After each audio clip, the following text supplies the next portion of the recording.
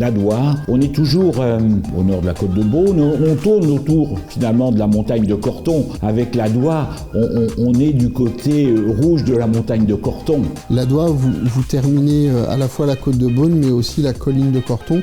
Donc c'est une zone où on trouve énormément de grands crus rouges de Corton.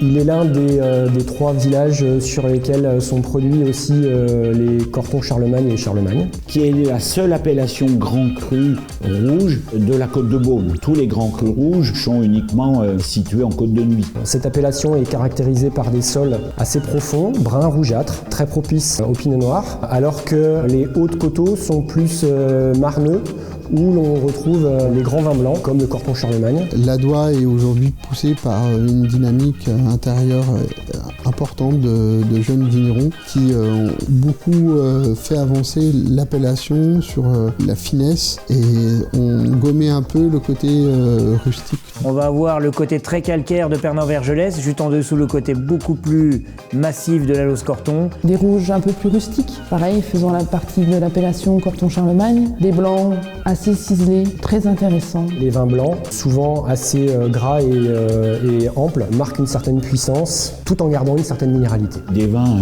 éminemment taillés pour la garde, 10, 15 ans, 20 ans, en fonction des millésimes bien évidemment, puis en fonction de son goût et aussi en fonction de la capacité à garder les vins avec une bonne cave. Là, depuis 20 ans, la Doire est une appellation en pleine forme qui a pu montrer que la nouvelle génération savait faire des grands vins de garde, mais qui peuvent aussi s'apprécier dans la jeunesse.